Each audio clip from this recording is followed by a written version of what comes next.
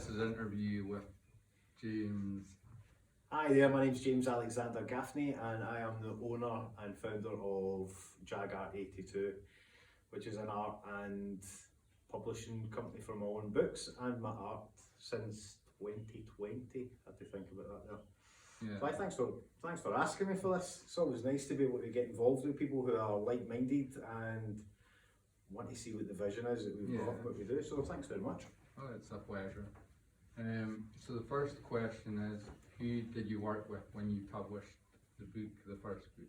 So I'm very fortunate when the whole concept and the idea of the book had all came together. I've got an editor friend who became the editor. He knows a few people, but he let me discover this for myself. So Berwick, being situated in Berwick's a very affluent town, but the people who do their own thing do their own thing, so I wasn't going to find it there.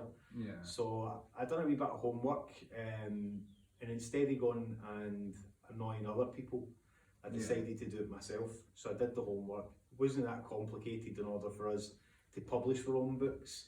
We would go down the route of just getting them ready, making sure everything's right, and we just opened up our own wee publishing status. Like IBAN numbers if we were going to sell them in the shops, or if we were just going to sell them ourselves. So that was options that we had to ever think about. But we pretty much then just did it ourselves individually, looking at other people, a lot of YouTube stuff, you know, looking on there and finding it. It wasn't as complicated as I thought. No, as complicated as the other bits, to be fair. So did you illustrate the book yourself? So the illustrating part now, as a relatively new artist, I'm a white canvas kind of guy. So I was thinking using white as the background and letting the reader think about these places and where I've been, paint their own picture.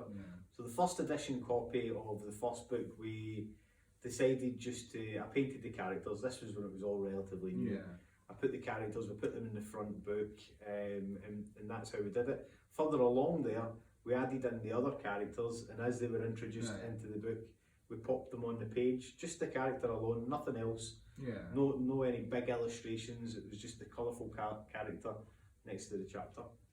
Just to give them a wee introduction. And the way it was designed was like when they were reading that chapter, whatever way ended it, turn the page around, there's a wee character there. Eventually we may look at doing it something on a larger scale. What inspired the book? So the first book, now we sat down and we had a think about what the title was going to be and what age range. Now I haven't put an age range on my book for that specific reason. Now the book's called Love Autumn at Buckton Farm. Right, I'll quickly tell you why that is. So my story is about addiction. So for me, alcohol was my capture, and then when I decided to go along the lines of getting myself help with that, sobriety, going to meetings and stuff, it made it real clear sense that the title should be about autumn, because that was in the autumn time that I sobered up. So Love Autumn at Buckton Farm. I stayed at Buckton Farm, which I did a bit of homework. There was 2 young lads who'd lost their life tragically there in a fire. So there was a lot of bad tension around that. So I wanted to leave something different. I wanted to leave something that was going to be a wee bit more for them. Do you know what I mean? Like to leave something that was a happy status. So this is the first time I'll be telling somebody that we actually gave them the 2 boys characters in the books. Now I deliberately don't know the guys' names, but there's 2 characters inside the book that are dedicated to these boys. You know, and I thought that would be a nice wee bit. Even when I read it back, it's nice. That's nice. So the characters in the book and how they came about. Now I used to work selling caravans at Haggerston Castle. Now in my sobriety, I've always told people I was going to write about. Now I meant an autobiography, and then I had the sense of, I thought about this bit that I've got ADHD, so my mind wanders about the mouse. I went to Andy Howie's Birds of Prey, which is in Haggerston Castle. And I remember taking clients in there, and they would wander about, they'd see the birds, they would see the animals there. But this day in particular, when I was hungover, I was seeing this wee small mouse, the wee field mice, climbing up, and it would fall back down, and then it would climb up and fall back down. So when I decided that this is I've had enough of the lifestyle I've got, that wee mouse never gave up. He continued to go up and fell back down and then go up and fell. So And the that mouse placed that. inspired you. Yes, so that inspired my character in the book. So I am Mousy in the book, which is the most smallest, insignificant character in the entire book, but it becomes an integral part of it. He is the leader as such, but he has to work through. I won't tell you too much, so I want you to read it. But the whole idea of that was, if you've ever driven along that road and you see there's always animals lying at the side of the road. Now I'm a big animal lover, and I want every character in the book is either been a wee animal I've seen at the side of the road, apart from Mousy who lives at Haggerston Castle. So I decided, I want to make it about animals because I've got a real close connection to how the animal world works. I like being in nature and stuff. But every animal inside this book has a human counterpart. Now I won't discuss who they are. Only I know who these characters are, and that's how it made sense and everything fell into place. But everything that happens inside the book, now it's a magical tale, but everything inside the book happened there or less. So it's life experience. Aye, so it's my wee story. If you want, it's my sobriety story made into a lovely wee kid/adult book that they can read, and they can read to their kids and relate to it, all in and around Berwick and Northumberland. But we do go further afield in the book, So thanks for asking that. There's some questions that you think I've never told any of these things, so thanks for that. Oh, it's a pleasure. How did you promote your book? So the promotion of the book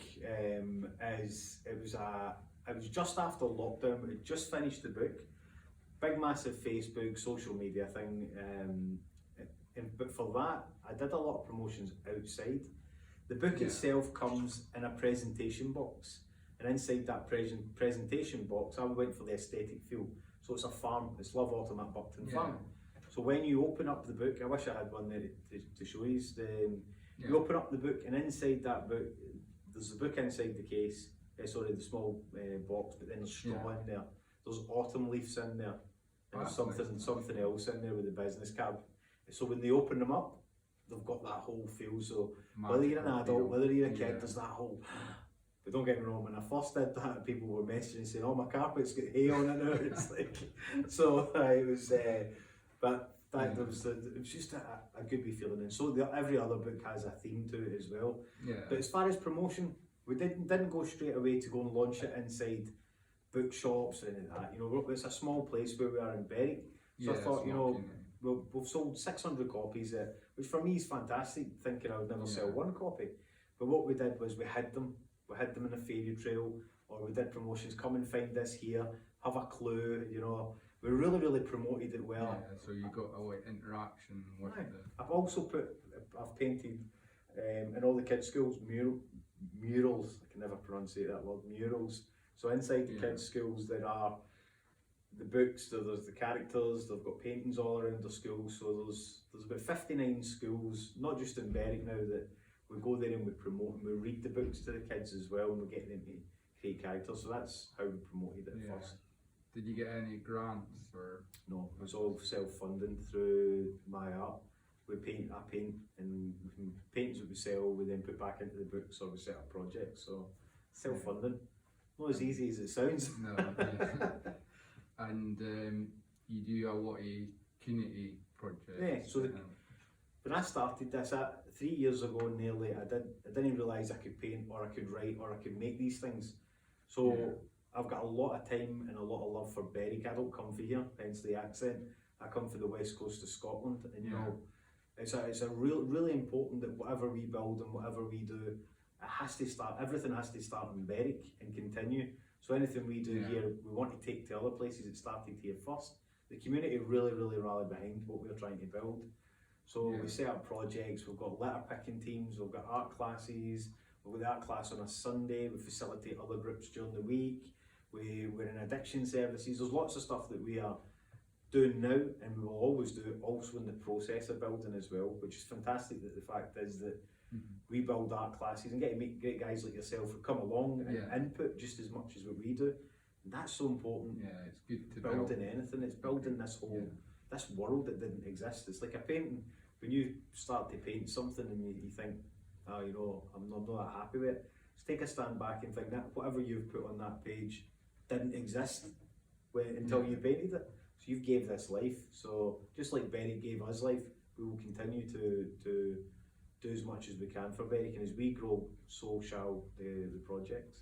We'll just set up a women's only art group space for women to go and have a space for them to talk. So it's nice to be able to do that. Yeah, that's everything. Listen, thanks very much. Hope you're not going to steal all my ideas and do anything. Listen, thanks very much, man, and good luck in your journey. It's nice that you're a part of what we're building and what we're part of your journey. So it's nice, man, and well done. Yeah, it's a pleasure. Always a pleasure.